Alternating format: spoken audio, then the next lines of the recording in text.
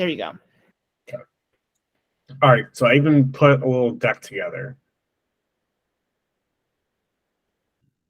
I will not tell you when I made this deck, whether it was a month ago or whether it was 5 minutes ago.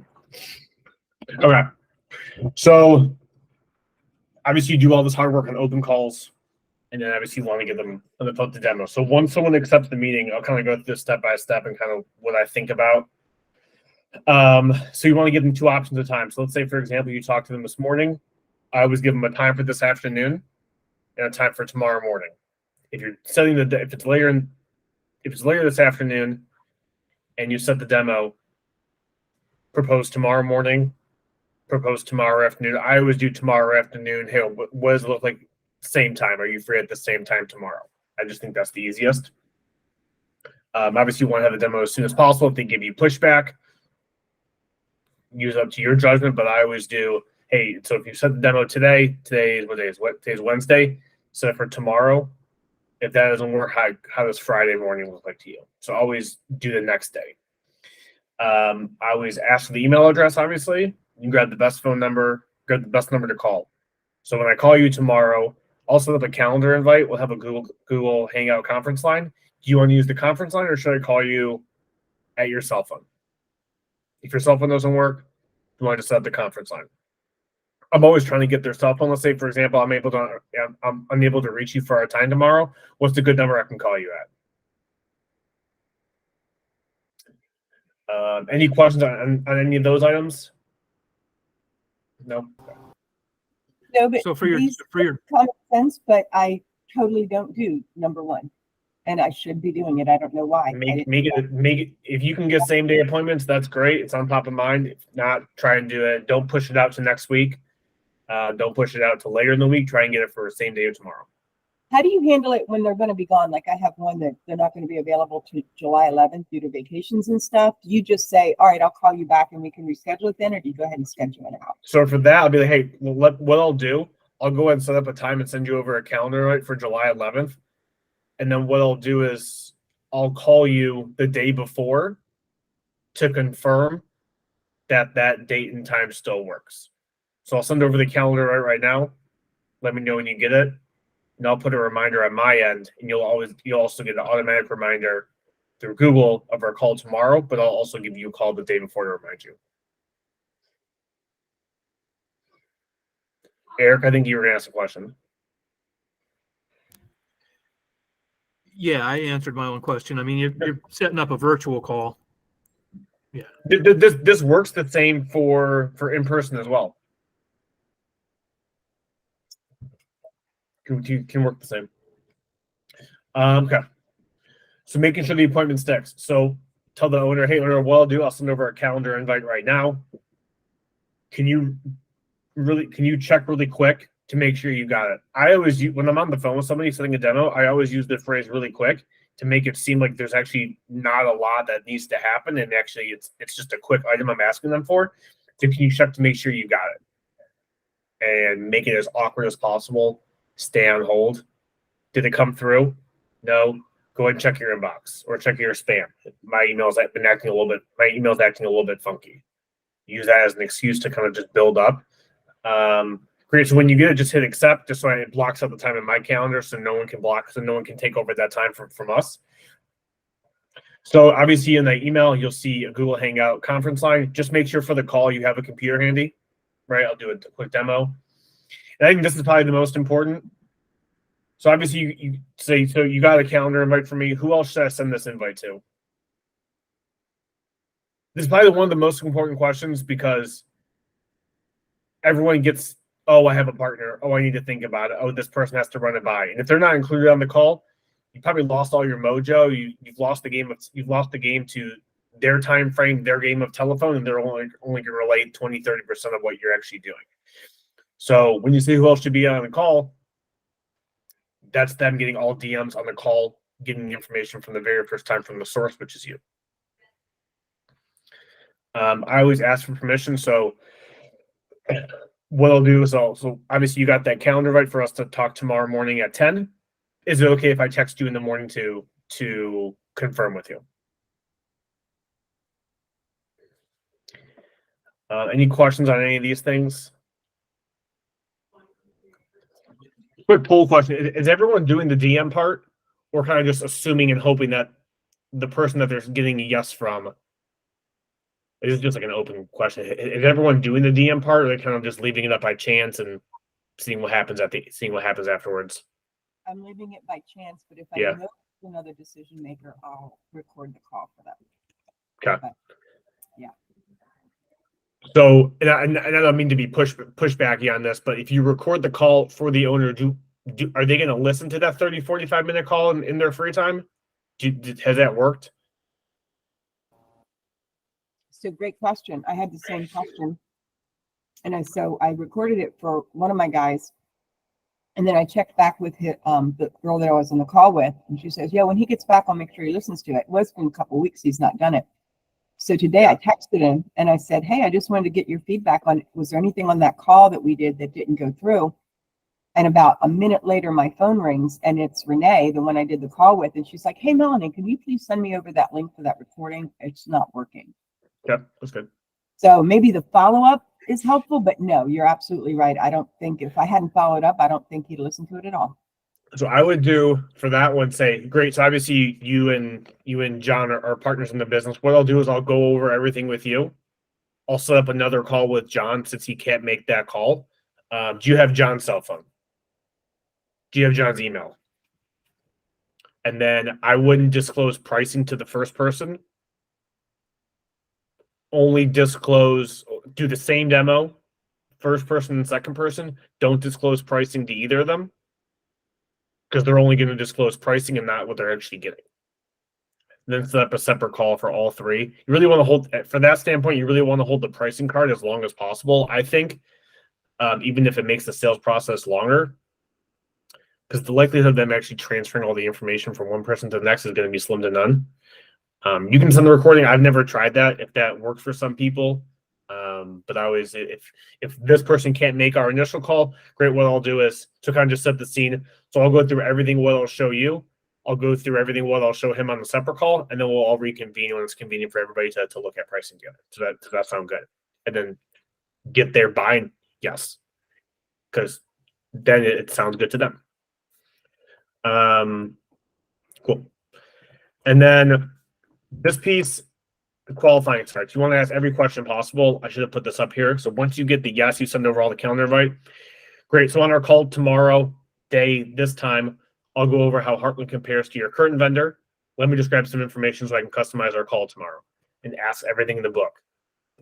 Using who they're using for payroll. You might already know this. What services they get with them. 401k, health insurance, workers' comp. Just ask everything in the book of who they use. Is it local? Is it through the payroll company?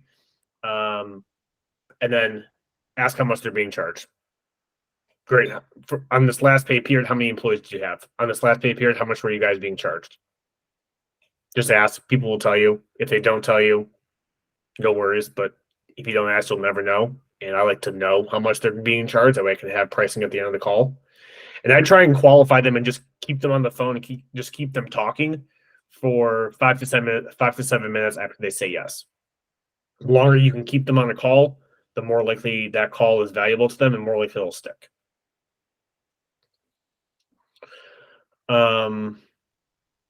Questions about this? Do people qualify them afterwards, or do they just get the demo, get the invite, send it over, and then say, great, I'll talk to you tomorrow?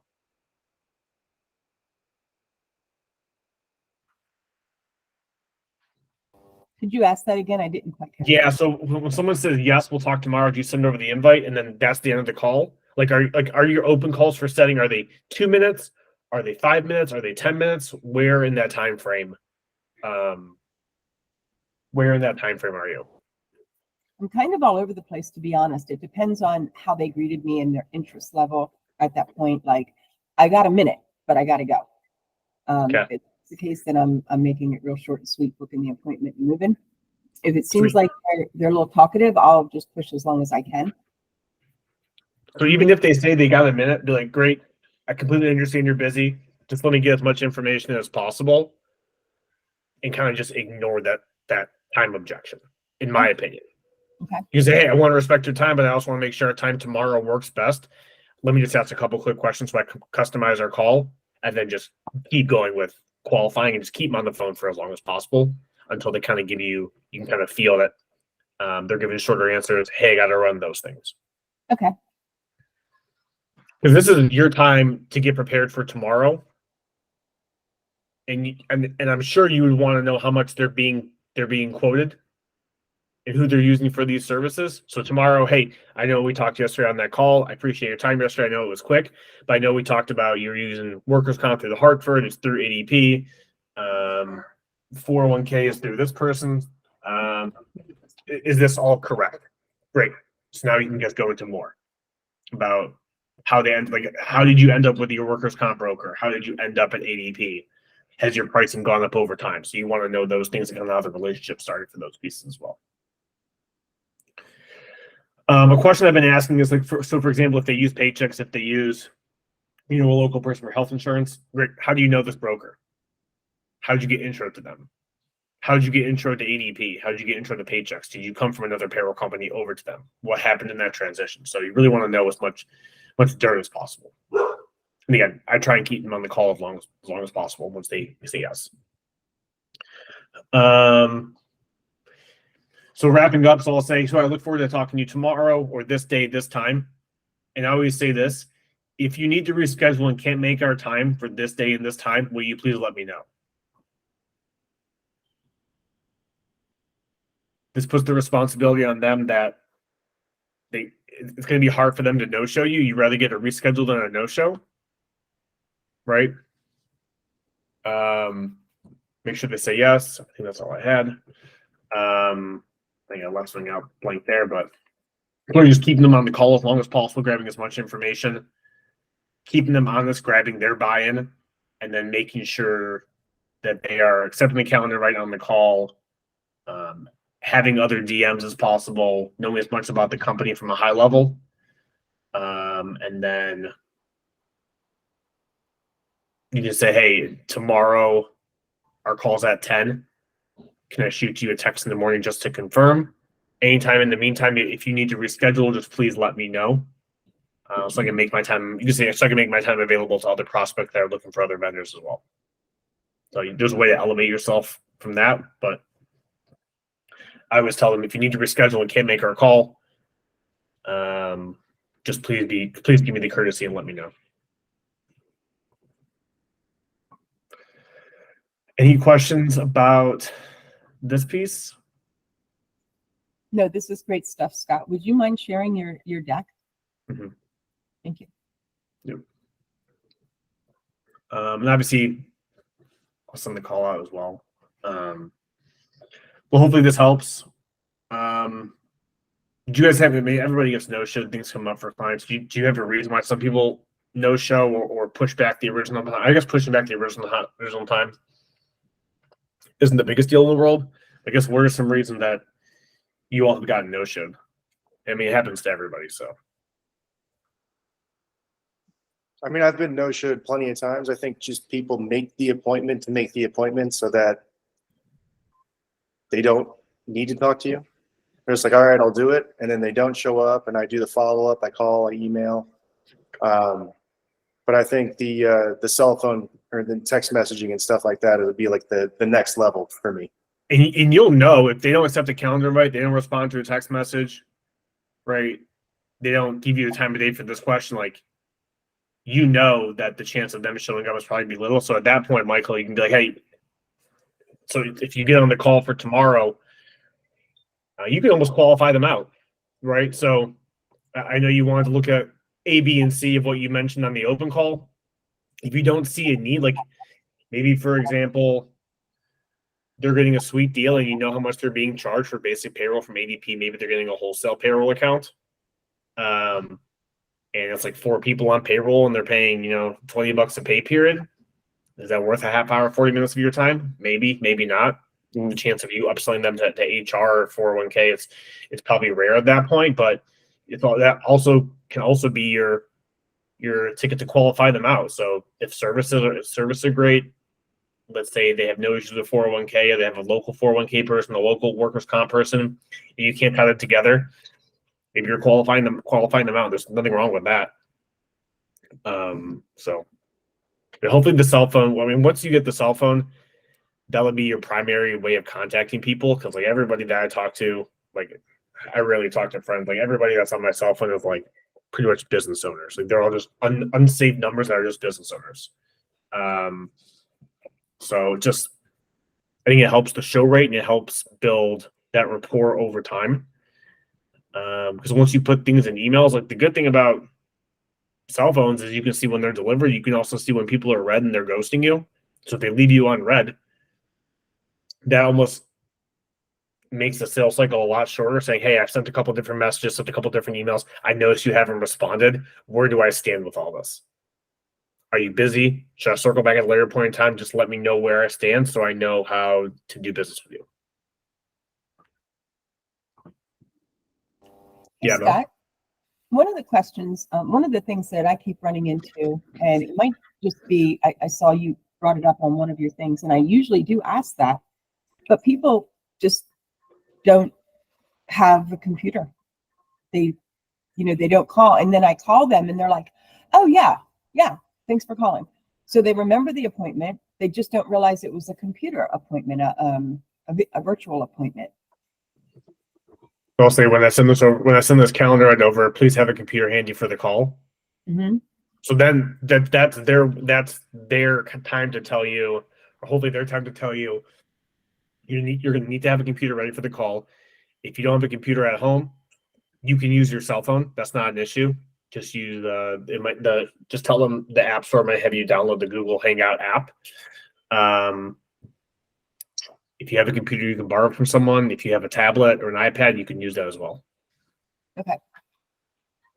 Well, thanks. I didn't know about the I never even suggested the cell phone because I always think it's too small for anybody to read anything on there. It is small, but I mean, I think if you're at that point in time, if they're using their cell phone, maybe showing them a deck isn't the most useful because it's all going to be super squinty, but you can still show them technology. Yeah. Okay. Hopefully this helps. And I wouldn't say do everything all at once, but definitely keeping them honest with you is one way to protect your time. No one likes to get no-showed and put the work in on a 10-minute open call to get all hyped up and have numbers ready. So there's just a way to protect our time and see who's serious or not. But yeah, try and get cell phone numbers as soon as you can in the process. I primarily just use emails for sending over numbers, proposals, those type of things, and cell phone's my primary communication. Cool. Yeah. Thank you for this. Cool. I'll let everyone go. I'll send this over whenever it comes to my email box. I'll send it over to the team. Sounds good. Thanks, All right. Scott. Appreciate Scott. everyone. Talk to you guys later. Hey, Scott, thanks.